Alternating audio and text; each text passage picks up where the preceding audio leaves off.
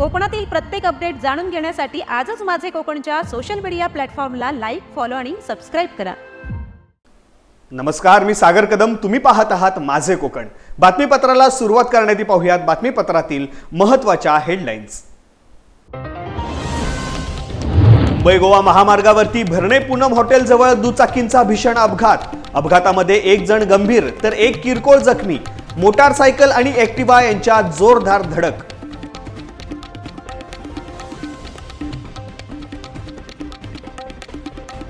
अलिबागच्या रस्त्यांवरती मोकाट व बेवारस जनावरांमुळे रस्त्यांवरती अपघातांना निमंत्रण। प्रशासन झोपेत, नागरिकांचे जीव धोक्यात। प्रशासनाविरोधात स्थानिक नागरिकांतून संताप व्यक्त।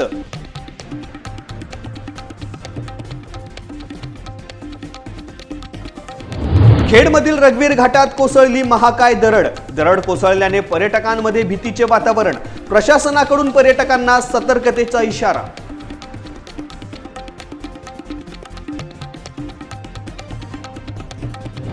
आणि राजापूरमधील आंबेडकर भवनाच्या प्रवेशद्वारावरती विघातक कृत्य।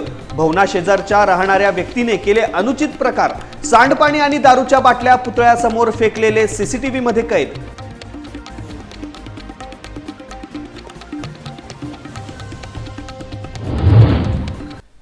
आता पाहूया सविस्तर वृत्त। 1 जुलै रोजी मुंबई गोवा महामार्गावरती भरणे येथील पूनम सुपर हॉटेल जवळ दोन दुचाकींमध्ये समोरासमोर धडक होऊन भीषण अपघात झाला। मोटारसायकल व ऍक्टिवा यांच्यात ही धडक झाली आहे। अपघाताची माहिती मिळताच भरणे नाका ब्रिज खाली सदैव सज्ज असलेली श्री जगद्गुरु नरेंद्राचार्य महाराज संस्थान नानिशधाम यांची 24 तास कार्यरत रुग्णवाहिका सेवा आणि स्थानिक ग्रामस्थांनी तत्काळ धाव घेत जखमींना उपजिल्हा रुग्णालय कळंबणी येथे दाखल केले। या अपघातामध्ये मुकेश मेवालाल रावलकर वय वर्ष 59 राहणार भरणे हे गंभीर जखमी झाले असून अक्षय अंकुश गोरे वय वर्ष 20 राहणार समर्थनगर भरणे हा किरकोळ जखमी झाला आहे। या घटनेमुळे महामार्गावरील काही वेळ वाहतूक विस्कळीत झाली होती। स्थानिक पोलीस प्रशासनाने घटनास्थळी पंचनामा करत वाहतुकीचा मार्ग सुरळीत केला। पुढील तपास सुरू आहे। अलिबाग शहर व परिसरामध्ये सध्या मोकाट व बेवारस जनावरांची संख्या झपाट्याने वाढत आहे। मुख्य रस्ते, बाजारपेठा तसेच गावागावातील अंतर्गत मार्गांवरती ही जनावरे मुक्त संचार करताना दिसत आहेत। विशेषतः रात्रीच्या वेळी ही जनावरे रस्त्यांवरती झोपलेली किंवा खाद्याच्या शोधात वाहतुकीच्या मार्गात आल्याने अपघातांचे प्रमाण वाढले आहे। या समस्यांमुळे वाहन चालकांना सतत सावधगिरी बाळगावी लागत आहे। अनेक वेळा दुचाकीस्वारांना अचानकपणे जनावरे आडवी येतात आणि त्यातून गंभीर अपघात घडतात। काही घटनांमध्ये प्रवाशांना प्राणही गमवावे लागले आहेत। त्यामुळे स्थानिक नागरिकांमधून संताप व्यक्त होत आहे। प्रशासनाकडून तातडीने उपाययोजना करण्याची मागणी केली जात आहे। पालिकेने मोकाट जनावरांवर नियंत्रण ठेवण्यासाठी वेळोवेळी मोहिमा राबवल्या तरी सुद्धा त्यात फारसा फरक पडलेला नाही। गोशाळा आणि तात्पुरत्या निवाऱ्यांची कमतरता तसेच जनावरांच्या मालकांविरुद्ध कारवाईचा अभाव यामुळे समस्या अधिक गंभीर झाली आहे। या पार्श्वभूमीवरती नागरिकांनी जनावरांचे मालक असल्यास त्यांच्यावरती जबाबदारीची जाणीव ठेवावी। तसेच प्रशासनाने जनावरांना पकडण्यासाठी स्वतंत्र पथक तयार करून तातडीने कारवाई करावी अशी मागणी जोर धरत आहे। अन्यथा अपघातांची संख्या वाढून नागरिकांचे जीव धोक्यात येण्याची शक्यता नाकारता येत नाहीये।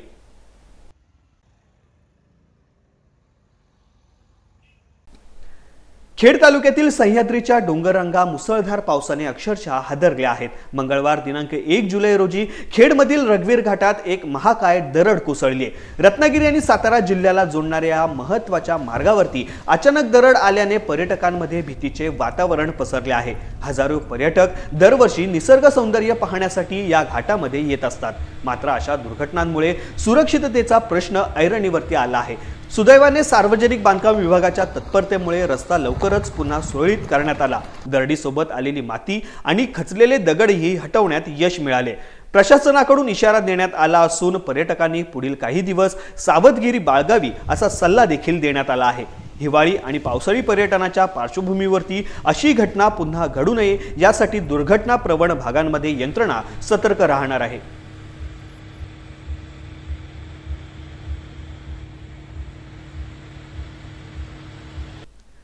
राजापूर तालुका बौद्धजन संघ मुंबई ग्रामीण यांनी उभारलेले डॉक्टर बाबासाहेब आंबेडकर भवन या ठिकाणी काही अनुचित प्रकार घडलेला दिसून येत आहे।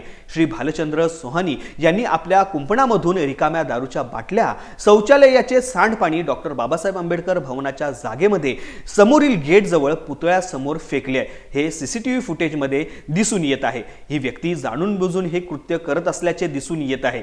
त्यामुळे बौद्धवासियांची समाजभावना दुखावली असून कोणत्याही क्षणी सामाजिक उद्रेक होऊ शकतो। तरी अशा वाईट विकृतीच्या व्यक्तीवरती ॲट्रॉसिटी ॲक्ट प्रमाणे गुन्हा दाखल करण्यात यावा व आरोपीस तात्काळ ताब्यात घेण्यात यावे व कायद्याच्या दृष्टिकोनातून त्वरित कारवाई व्हावी अशा आशयाचे निवेदन संघटनेच्या वतीने राजापूर ठाण्याचे पोलीस निरीक्षक अमित यादव यांना देण्यात आले आहे।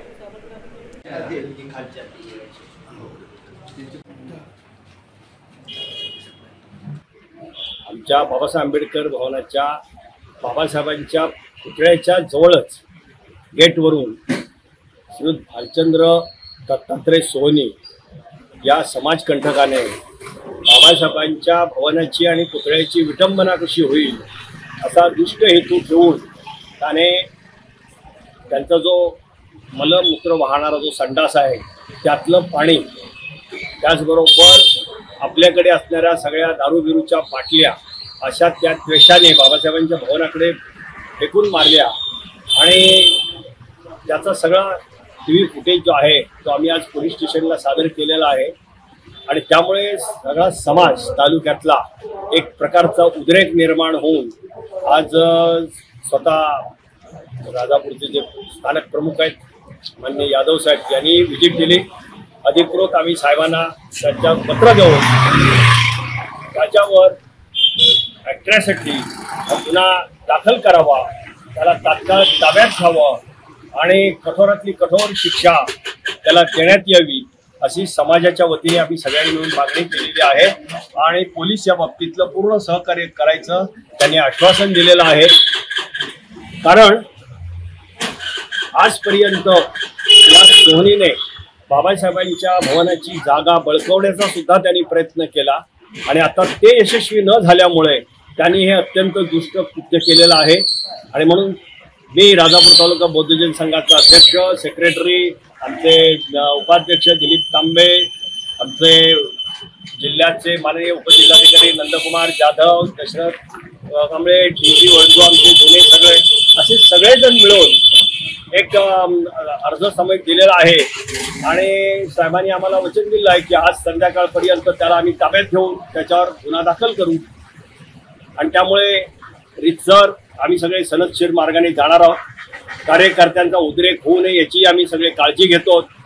मला असं वाटतं की पोलीस जिल्ह्याचे पोलीस निरीक्षक जे आहेत ते सुद्धा याच्यावर लवकरात लवकर आमच्या समाजाला न्याय देण्याच्या दृष्टीने प्रयत्न करतील। अशा प्रकारची भावना पुन्हा होऊ नये आणि अशा प्रकारे त्याला दहशत बसावी असा आमचा सगळ्यांचा या ठिकाणी प्रयत्न आहे।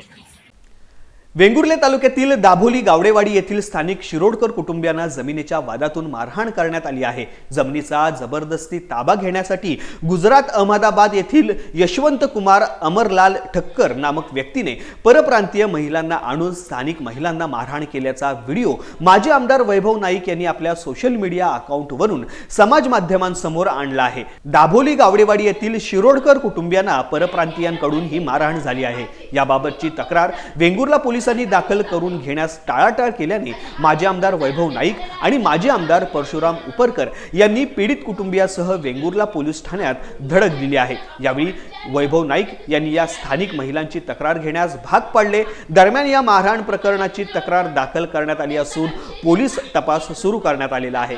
न्याय द्यायला पाहिजे, मला न्याय पाहिजे, मी गप्प बसणार नाही, मला काहीही जाऊ दे। आणि हा दोन तीनदा अटॅक झालेला आहे आमच्या जवळ का तुम्ही साईडवर या, आमचं ज्यावेळी आमचं पाण्याची सोय नाही आम्ही काय करतो पोलिसांना 2 दिवसाची वेळ देऊया। मी माझ्या निर्णयावर ठाम आहे, त्यांचा काय विषय देत नाही आणि तुम्हाला आम्ही भेटलो पाहिजे कधीच विषय नाही झाला आमचा। आम्ही तुम्ही व्हिडिओ बघितलात, आम्हाला कोणाचा पार्टी वगैरेचा विषय काय नाही, आम्ही गोरगरीब माणसं म्हणून आम्ही आलो नाही। स्थानिक जिल्ह्यातल्या महिलांना मारहाण झाली आहे आणि त्या पण परप्रांतीय महिलांनी मारहाण केली, म्हणजे बाहेरच्या बाहेरून आले म्हणून आम्ही तिथे भेटायला. बरोबर आहे, बरोबर आहे. तुमचा जमिनीचा विषय कोर्ट बरोबर आहे, बरोबर आहे. काही घेतलेलं नाही. बरोबर. अशा प्रकारची मारहाणीची घटना, महिलांना मारहाणीची ही प्रथा जर जिल्ह्यात पडली. माझं म्हणणं एवढंच आहे, मला न्याय मिळाला पाहिजे. जे कोण व्यक्ती आमच्या जमिनीमध्ये घुसले आहेत, गुजरातचे ठक्कर म्हणून नावाचे, पूर्ण नाव मला माहिती नाही, 7/12 मध्ये नाव आहे, ते जर नाव पूर्ण हवं असेल तर नंतर मी ते जॉईन करू शकते, पण पूर्ण नाव माहिती नाही. जे कोण ठक्कर आणि श्रीपाद विलास महाजन हे दोन्ही नंबरामध्ये घुसून आमच्या जबरदस्तीने आमची जमीन हडप करण्याचा प्रयत्न करतायत आणि संपूर्ण आम्हाला धमकी दाखवण्याचा प्रयत्न करतायत, त्या धमकीसाठी आम्हाला न्याय मिळाला पाहिजे. आम्ही गरीब माणसं आहोत, आम्हाला न्याय मिळाला पाहिजे. मारहाण केलेली आहे, आमच्या तिन्ही माणसांना मारहाण केलेली आहे. तिथे येऊन मारहाण केली त्यांनी आणि परप्रांतीय महिला होते ते. आम्हाला न्याय मिळालाच पाहिजे. तुमचं गरीब कुटुंबीय दाभोळी गावातील शिरोडकर कुटुंबीय आहे. या कुटुंबियांची पारंपरिक जागा आहे. या जागेतली फक्त 23 गुंठे जागा ही दुसऱ्या त्यांच्या एका वारशाने किंवा त्यांच्या नातेवाईकाने विकलेली आहे. इतर सर्व जागेला ते अनेक वर्ष कसतात.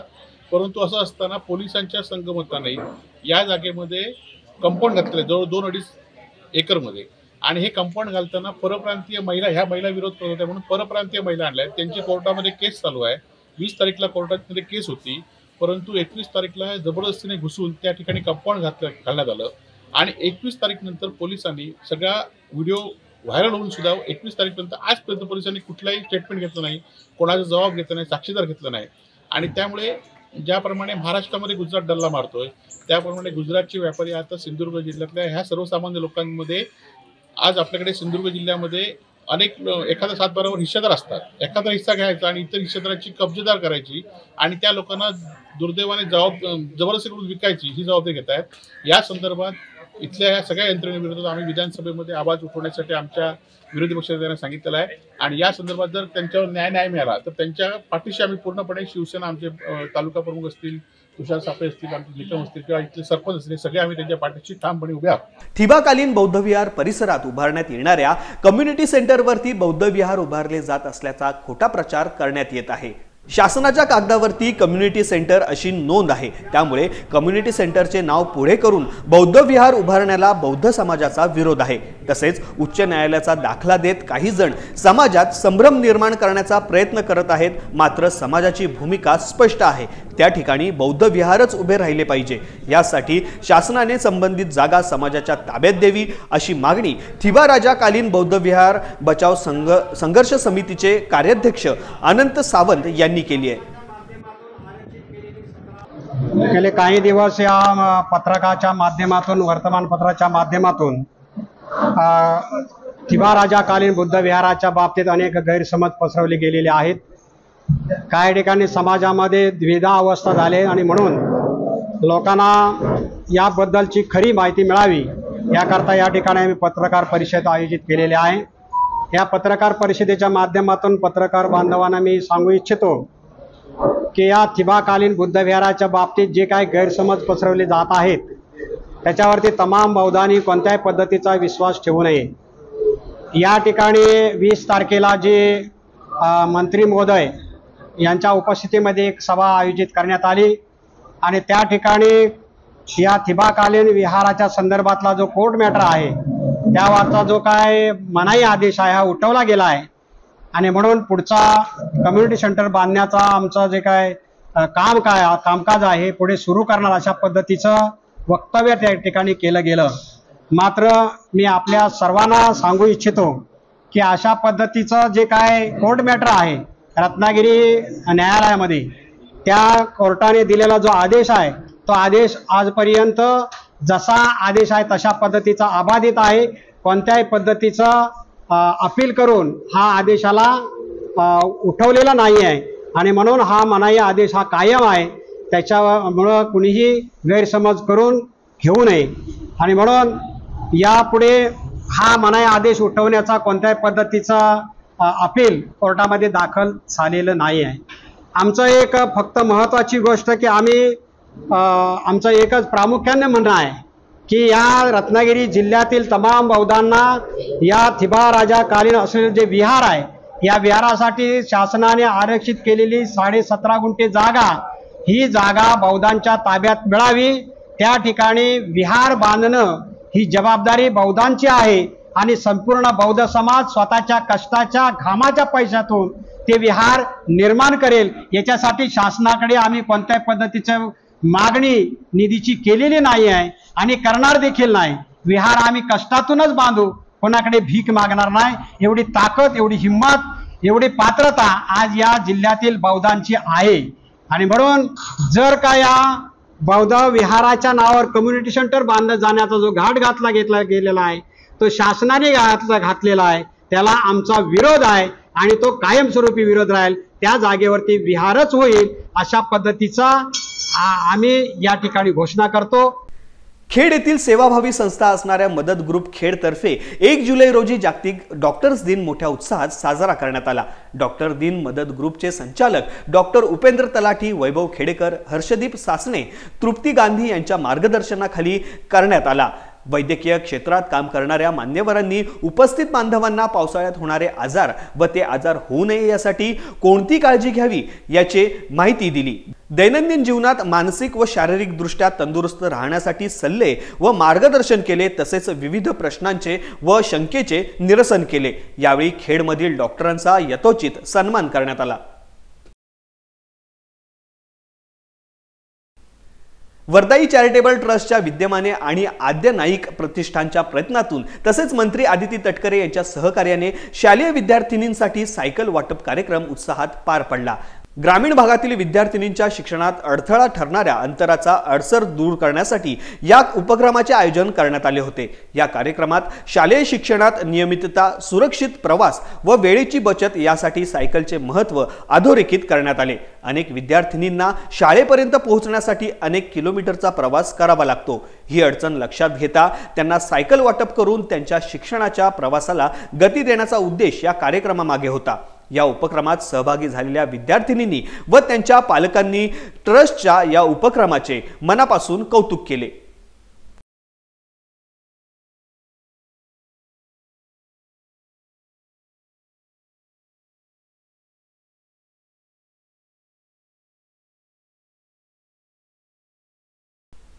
यासह बातमीपत्रामध्ये वेळ झाली आता इथेच थांबण्याची। कोकणात घडणाऱ्या घडामोडींची इत्थंभूत माहिती मिळवण्यासाठी आणि अपडेट जाणून घेण्यासाठी तुम्ही पाहत राहा फक्त माझे कोकण।